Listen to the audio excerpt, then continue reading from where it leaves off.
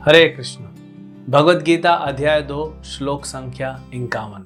कर्मजं बुद्धियुक्ता ही फलं त्यक्त्वा मनीषिणः जन्म बंध विनिर्मुक्तः पदम गच्छन्ति अनामयम्।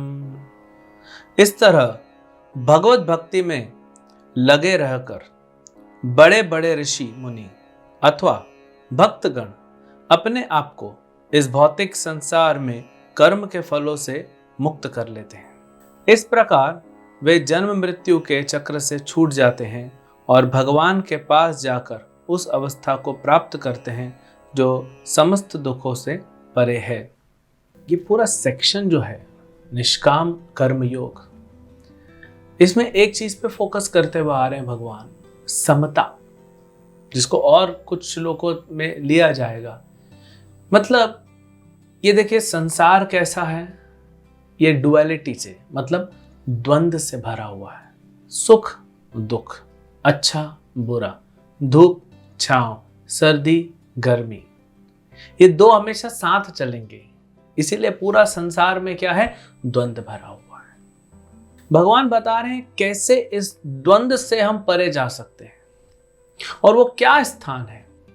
बहुत साल पहले, हमारे बचपन से भी पहले, एक बॉलीवुड का गाना प्रसिद्ध हुआ था कि आ लेके चलो तुझे ऐसे गगन के तले जहां गम भी न हो आंसू भी न हो, बस प्यार ही प्यार पले। कहां है ऐसा गगन? भगवान बता रहे हैं भगवत गीता में ऐसा गगन है, और वो भगवान का घर, भगवान का धाम, भगवान का घर है, जो हमारा वास्तविक घर है। ये नहीं है हमारा वास्तविक स्थान। हम सोचते हैं ये मेरा घर है, बंबई में घर है, दिल्ली में घर है, अमेरिका में घर है। ये हमारा घर नहीं है। ये पूरा भौतिक संसार तो में एक जैसे बंधन है हमारे लिए। तो कौन सा गगन है जहां पे गम ना हो, आंसू ना हो, मतलब दुख नहीं है, बस प्रेम है।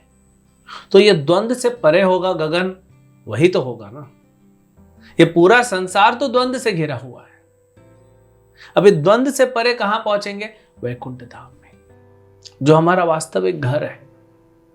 वहां पे कुछ भी इस संसार का नहीं है, सब चीज चिन्मय है, आध्यात्मिक है। और भगवान बता रहे हैं कि ऋषिगण, मुनिगण, बड़े बड़े भक्तगण, ये सब जो है भक्ति करके वहां पहुंच चुके हैं और पहुंचा जा सकता है।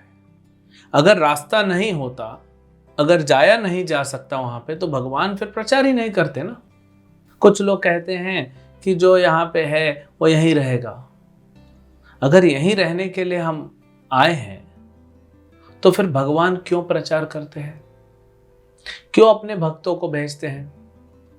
भगवान ये नहीं चाहते कि हम सिर्फ अच्छे बन के इस दुनिया में रहें। भगवान चाहते हैं हम भक्त बने, उनकी सेवा करें और वापस जो हमारा स्थान है वहां पे जाए। प्रभुपाद जी ने इंग्लिश में कहा बैक टू गॉड हेड।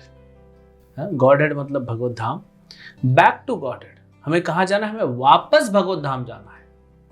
हम यहां के हैं नहीं, यहां तो आए हैं, अब फंस गए। जैसे एक व्यक्ति वीजा लेके जाता है, किसी देश में जाता है, अब उसका वीजा खत्म हो गया, वहीं रह रहा है। कभी इधर छुप के, कभी उधर छुप के, कभी उधर का है नहीं वो। जब तक रहेगा वो तकलीफ में रहेगा, तो इसीलिए उसको वापस ही आना पड़ेगा। तो वैसे ही हम यहाँ पे आए हैं। यहाँ पे द्वंद्व के इस संसार में हमने बहुत दुख सुख देखा है। अब भगवान कह रहे हैं वापस आ जाओ। कैसे जा सकते हैं? भक्ति करके। आत्मा कृष्ण का अंश है। आत्मा का सनातन संबंध है कृष्ण के साथ, भगवान के साथ।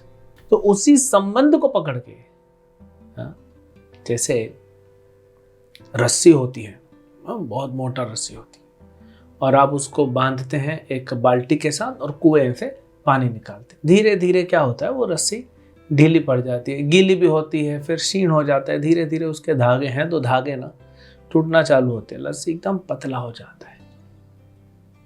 तो भगवान की तरफ से नहीं, हमारी तरफ से हमने वो रस्सी को उस संबंध के उस डोर को बहुत पतला कर दिया है, लेकिन उसको काटा नहीं जा सकता, वो कभी खत्म नहीं होगा, क्योंकि वो संबंध सनातन है, उसको तोड़ा नहीं जा सकता।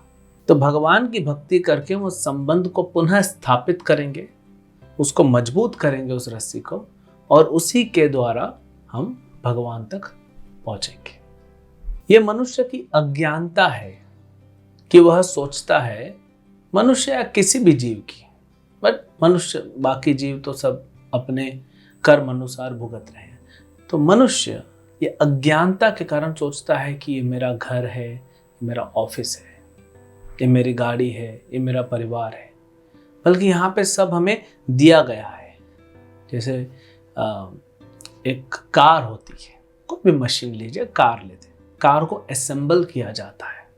कार कंपनी जरूरी नहीं है कि कार के टायर भी बनाए, कार के बैटरी भी बनाए, और टायर के ट्यूब्स भी बनाए, और उसके अलग अलग पार्ट्स बने, या उसमें एयर कंडीशन फिट होता है, या रेडियो फिट होता है, या ग्लास लगता है, या पेंट लगता है। एक कार कंपनी सब नहीं बनाती है, उसके वेंडर्स होते हैं।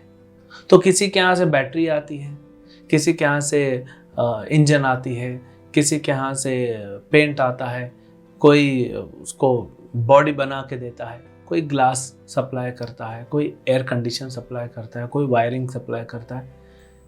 प्लांट में कंपनी उसको असेंबल करती है, और ये कार एक यूनिट होता है। ऐसे ही हमारा जीवन है। हमारे माता पिता, भाई बहन, पति पत्नी, ये सब अलग अलग जगह से आके जुड़े एक परिवार कहते हैं। फिर घर बन गया, ईंट कहीं से आई, सीमेंट कहीं से आया, पेंट कहीं से आया, वायरिंग कहीं से आई, प्लम्बिंग कहीं से हुआ, ये घर बन गया, ऐसे ऑफिस बन गया, ऐसे सब आया है। इसको असेंबल किया गया। जिसका जितना काल है, यानी समय है, वक्त है, वो उतना रहेगा। फिर धीरे धीरे वो पार्ट, क्या सभी पार्ट्स का अलग अलग एक्सपायरी होता है ना।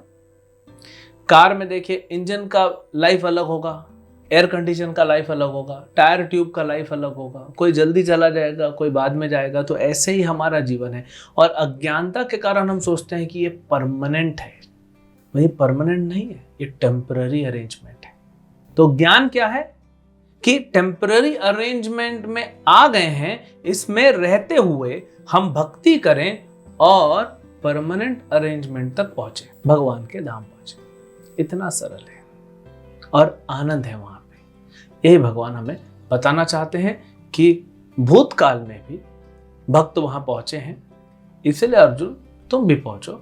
और अर्जुन के द्वारा हम सबको ये उपदेश दे रहे हैं कि भक्ति करो, और ये टेम्पररी अरेंजमेंट में हो, इसको तुरंत छोड़ना नहीं है, लेकिन इसमें रहते हुए हर जो वस्तु आपके पास है, या हर जो संबंध आपका है किसी व्यक्ति के साथ, सबको कृष्ण की सेवा में लगाते हुए आप भगवान तक पहुंचिए। हरे कृष्ण।